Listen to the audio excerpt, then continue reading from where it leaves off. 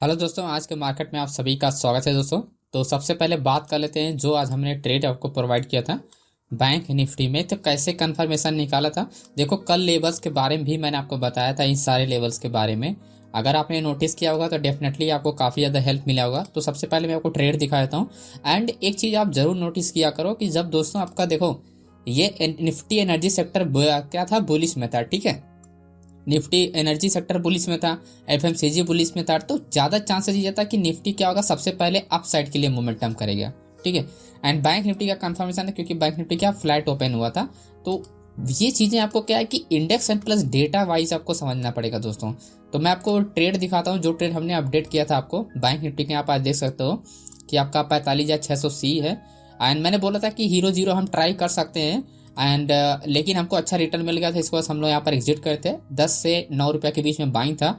और अगर मैं टारगेट की बात करूँ तो यहाँ पर आपको 25 रुपये का आप देख सकते हो, 11 से 25 रुपये का टारगेट जो था वो हमारा अपना हिट हुआ, ठीक है।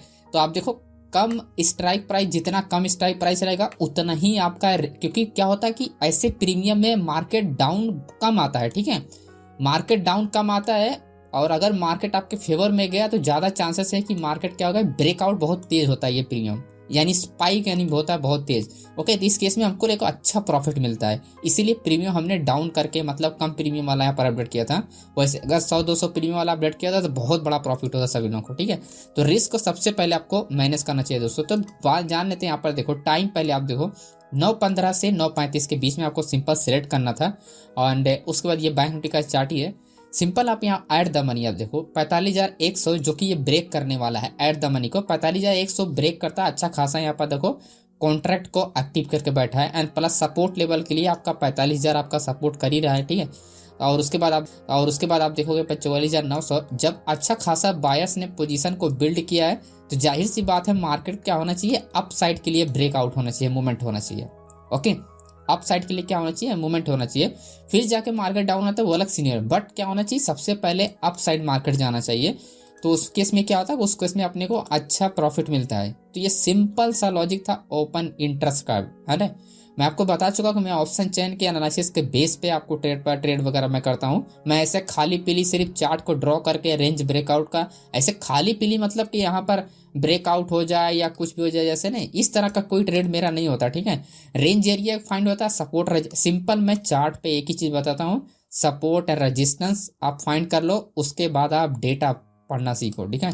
डेटा पढ़ोगे फिर जाके आपको यहाँ पर सफलता मिलेगी दोस्तों। बाकी मैंने आपको ट्रेड दिखा दिया, ठीक है, ट्रेड दिखाई दिया। बाकी आप यहाँ पर एंड उसके बाद हम यहाँ पर बात करते हैं कि अपने लेवल्स।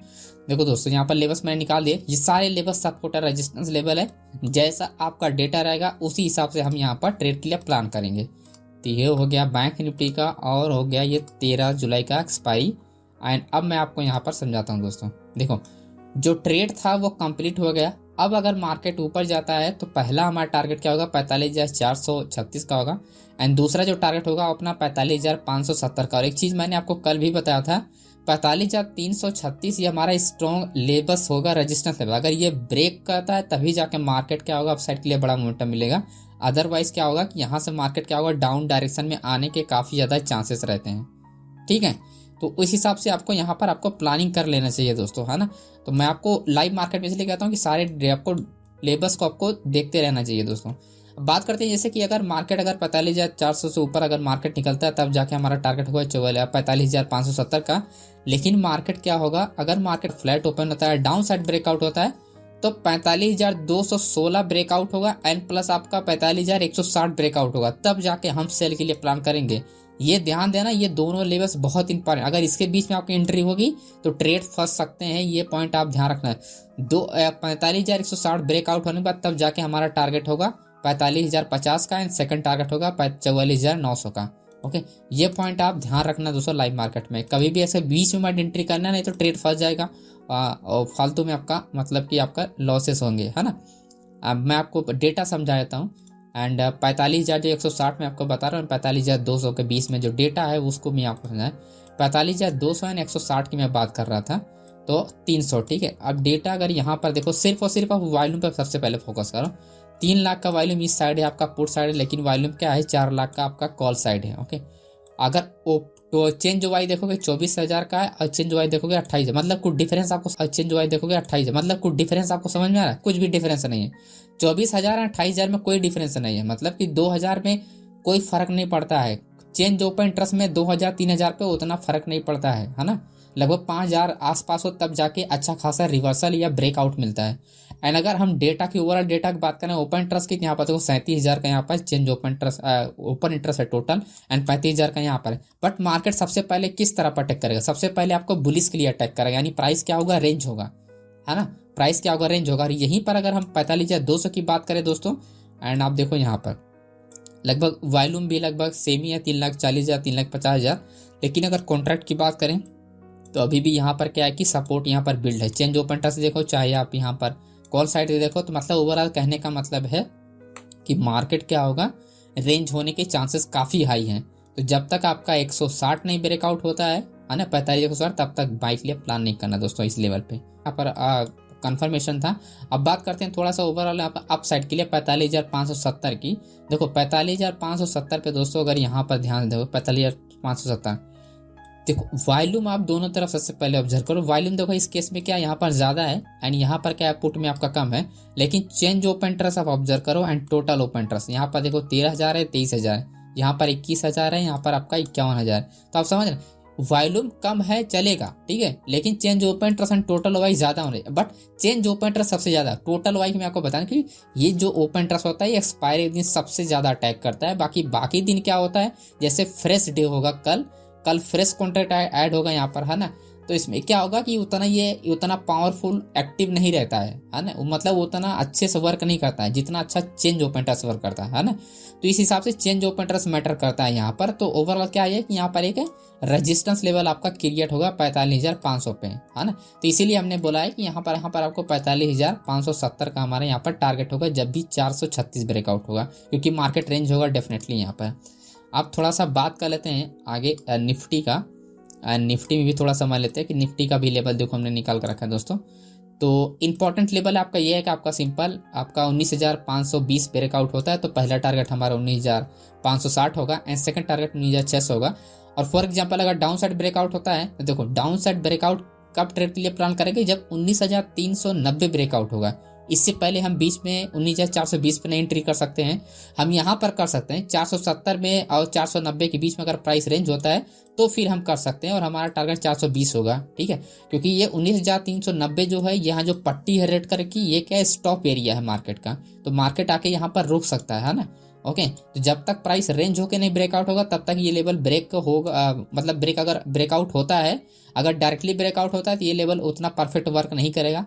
अगर रेंज होकर ब्रेकआउट होगा तभी जाके हमारे लिए प्रॉफिटेबल लेवल होगा ये। तो ये भी पॉइंट आपको ध्यान देखो, डेली बेसिस पे अगर आप ऑब्जर्व करोगे चार्ट को एंड प्लस डेटा को, तो आपको क्लियरिटी आपको मिलता रहेगा दोस्तों, है ना।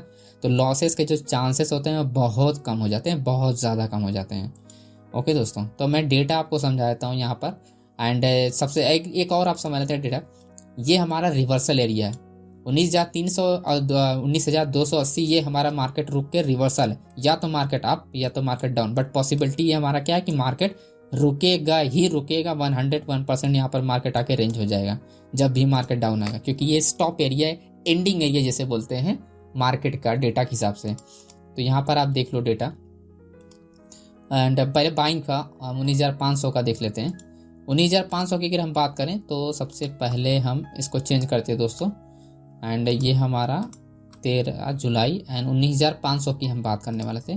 तो 19,500 यानी ऐड द मनी। देखो दोस्तों, यहाँ पर कोई भी क्लैरिटी नहीं है। क्लैरिटी का मतलब ये है कि जब चेंज ऑफ इंटरेस्ट क्या सेम हो तब मार्केट कंफ्यूज में रहता है। ओके, आपका मैटर ही नहीं करता ये वॉल्यूम क्या मैटर करेगा, मार्केट करेगा थोड़ा बहुत 10-20 पॉइंट मार्केट डाउन आएगा, बस इससे ज्यादा नहीं आएगा। 10 पॉइंट 5 पॉइंट मार्केट डाउन आएगा इतने वॉल्यूम में, है ना, इससे ज्यादा मार्केट नहीं, क्योंकि चेंज ऑफ इंटरेस्ट बिल्कुल सेम है, तो मार्केट ज्यादा डाउन नहीं आएगा। यहाँ पर क्या होगा, सिर्फ और सिर्फ आपका यहाँ पर 4-5 पॉइंट यहाँ पर मार्केट क्या होगा, डाउन आएगा। ओके दोस्तों, तो बस इतना ही आपको यहाँ पर समझना था दोस्तों, है ना, 19,500 पे। एंड अगर हम बात करें अप साइड के लिए एंड डाउन साइड के लिए, तो हमारा 19,300 जो 90 में आपको बता रहा था, अगर आप यहाँ पर देखोगे 19,390, तो यानी आपको 19,400। यहाँ पर देखो कुछ आपको अमेजिंग डाटा मिलेगा।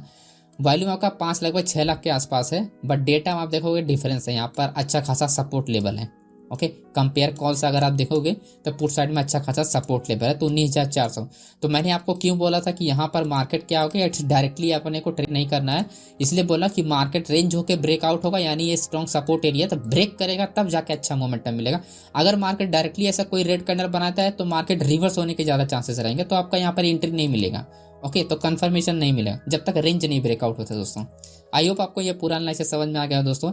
एंड वीडियो पसंद आए तो वीडियो को लाइक कीजिएगा दोस्तों, एंड चैनल पे नहीं तो सब्सक्राइब भी कीजिएगा, एंड टेलीग्राम पे जरूर ज्वाइन कीजिए, लिंक आपको डिस्क्रिप्शन मिल जाएगा। यहाँ पर मैं लाइव डेटा एनालिसिस सब कुछ मैं अपडेट करता हूँ, जिससे आपको काफ़ी ज़्यादा हेल्प मिलेगा। और यहाँ पर लोग अच्छा प्रॉफिट भी कर रहे हैं दोस्तों। ओके, यहाँ पर लोगों ने अपने प्रॉफिट वगैरह भी शेयर किया, और आज हमने 2 ट्रेड यहाँ पर अपडेट किया, कोई हमारा लॉस नहीं था, दोनों अच्छा प्रॉफिट है। आप देखोगे 8 रुपए से प्रीमियम 20 रुपए गया था, ठीक है। तो सिंपल आपको यहाँ पर क्या की, देखो जब भी लो प्रीमियम पे ट्रेड किया जाता है तो यहाँ पर क्वांटिटी को ज़्यादा ऐड किया जाता है, क्योंकि हमारा रिस्क तो डिसाइड हो जाता है ना, 8 रुपए का ही रिस्क है, तो हम क्वांटिटी को यहाँ पर ज़्यादा करते हैं। जब भी अगर हम 100 रुपए पे कोई प्रीमियम पे बाय करते हैं तो वहाँ पर ज़्यादा क्वांटिटी के साथ ट्रेड नहीं कर सकते है ना, फिर स्टॉप लॉस लगाना ही होता है हमको, है ना। पर ज़्यादा चांसेस रहते हैं कि अगर वॉल्यूम अगर स्पाइक हुआ तो हमारे स्टॉप लॉस हिट हो जाता है। बट अगर लो प्रीमियम होता है और उस पर वॉल्यूम स्पाइक बहुत कम होता है, जब मार्केट फेवर में जाएगा तभी जाके ये सब ब्रेक होगा वॉल्यूम, और तभी मार्केट क्या होगा, बुलिश जाएगा। अदर मतलब प्रीमियम बढ़ेगा, अदरवाइज क्या होगा, बढ़ता नहीं है इस तरह से प्रीमियम, ठीक है। तो मार्केट जब ऊपर जाएगा तभी प्रीमियम बढ़ेगा, और वॉल्यूम स्पाइक होगा तो उस केस में क्या होता है, प्रीमियम कोई इफेक्ट नहीं होता है उतना, है ना। तो इसी वजह से लोग प्रीमियम पे ट्रेड करना काफ़ी सेफ होता है। ओके दोस्तों, तो thank you so much friends, and मिलते हैं नेक्स्ट वीडियो में।